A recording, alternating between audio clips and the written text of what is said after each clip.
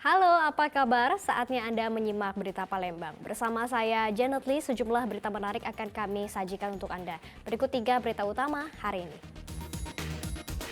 Gudang logistik Pondok Pesantren Darul Aitam Seberang Ulu 2 Palembang hangus terbakar. Kobaran api membakar gudang BBM ilegal di kawasan Jakabaring, Kota Palembang.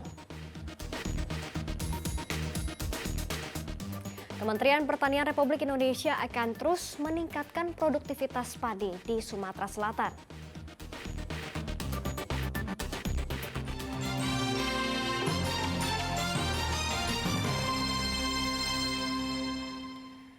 Gudang milik Pondok Pesantren Darul Aitam di Seberang Ulu 2 Palembang hangus terbakar pada Selasa siang. Beruntung api dapat dipadamkan sehingga tidak meluas ke bangunan sekitar. Hingga kini polisi masih menyelidiki penyebab kebakaran.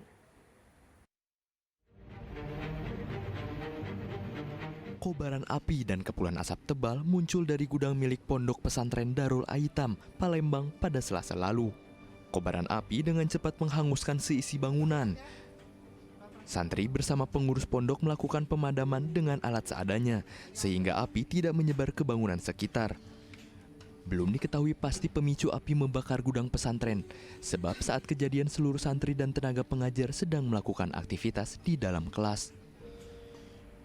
Gudang yang terbakar merupakan tempat penyimpanan pakaian dan logistik Pondok Pesantren Darul Aitam. Ini tempat gudang pakaian asrama anak panti Darul Aitam, pakaian kasur yang lama. Jadi tidak tahu sebabnya apa kebakar. Tadi api siapa yang pertama kali mengetahui? Anak-anak sekolah dan lain-lain. Itu ada listriknya juga di sini. Yo, listrik tinggi jauh. Oh, asal api diduga apa nih? Enggak tahu. Belum tahu. Harus pendek bukan? Enggak tahu ya, belum tahu. Oh, siswa sini ada yang rokok atau enggak? Enggak tahu juga, belum tahu.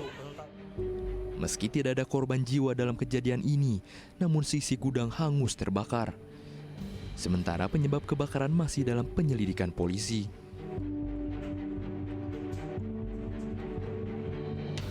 Dedi Irwansyah melaporkan dari Kota Palembang.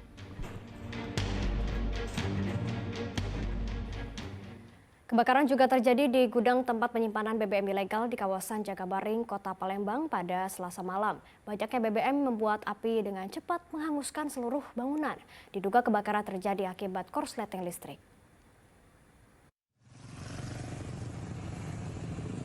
Kobaran api membakar sebuah gudang di kawasan Jakabaring, Kota Palembang pada Selasa malam. Gudang yang terbakar merupakan tempat penyimpanan BBM jenis Pertalite yang diduga ilegal. Banyaknya BBM yang berada di dalam gudang membuat kebakaran terus membesar sehingga sulit dipadamkan. Api akhirnya padam setelah petugas mengerahkan 5 unit mobil damkar. Usai api padam, penyelidikan dilakukan polisi untuk mengetahui penyebab kebakaran. Dugaan sementara kebakaran terjadi akibat arus pendek listrik. Karena kita temukan ada dua drigen yang menyebabkan konsleting listrik yang menyambar ke minyak, di mana minyak itu pertalite atau bensin, nah sehingga membuat api itu besar. Itu kan BBM, termasuk lumayan besar, termasuk banyak BBM-nya. Ada berapa drum tadi? Itu jenis apa Bang BBM-nya?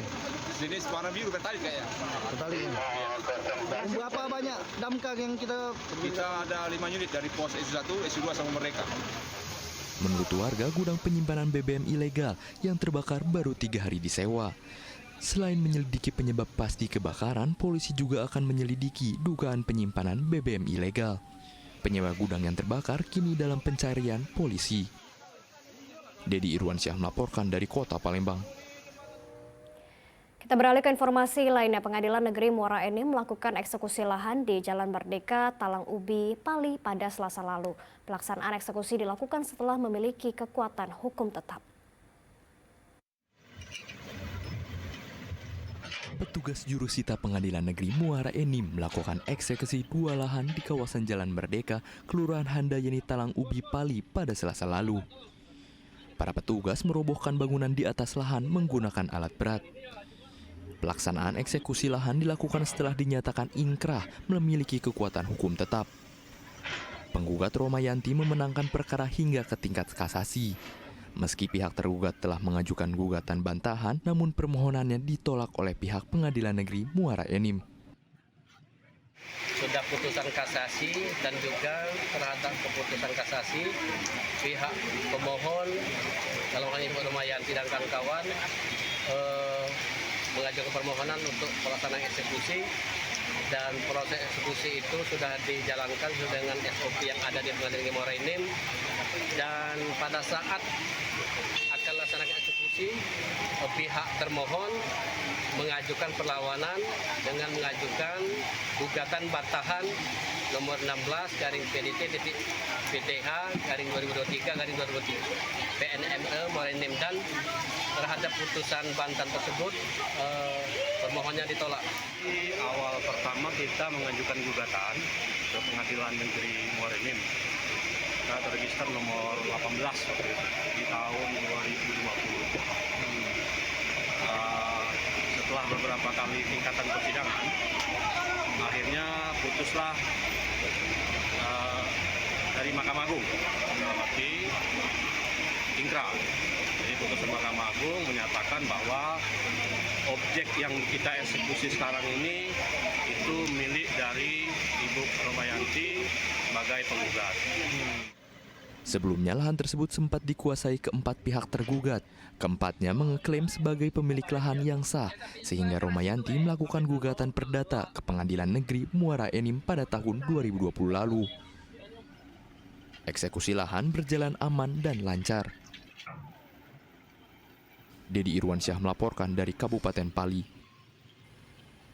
Angka kecelakaan di Ogan Komering Ulu masih terbilang cukup tinggi. Terhitung sejak bulan Januari hingga Oktober 2023, sebanyak 42 kasus kecelakaan di mana 20 diantaranya meninggal dunia. Kasus kecelakaan didominasi pengendara berusia 13 hingga 25 tahun. Kurangnya kesadaran soal tertib berlalu lintas di jalan raya membuat angka kecelakaan lalu lintas di Ogan Komering Ulu cukup tinggi. Terhitung sejak bulan Januari hingga Oktober 2023, sebanyak 42 kasus kecelakaan dan 20 diantaranya meninggal dunia di Ogan Komering Ulu. Angka tersebut meningkat dari tahun 2022 yang berjumlah 40 kasus kecelakaan. Berdasarkan data Satuan Lalu Lintas Polres Ogan Komering Ulu, kasus kecelakaan didominasi pengendara berusia 13 hingga 25 tahun. Sebagian dari mereka masih berstatus pelajar. Kecelakaan lalu lintas paling banyak dominan itu adalah korban dari usia-usia pelajar dari usia 13 sampai dengan 25. Himbauan masyarakat pengendara khususnya. Himbauan kepada masyarakat pengguna jalan, terutama roda 2, wajib memakai helm, kemudian jangan melawan arus demi keselamatan dan kenyamanan berlalu lintas. Untuk menekan angka kecelakaan di Ogan Komering Ulu, polisi menghimbau para pengendara untuk mentaati peraturan lalu lintas. Polisi juga memberikan edukasi tentang keselamatan berlalu lintas, khususnya di kalangan pelajar. Dedi Irwansyah melaporkan dari Ogan Komering Ulu.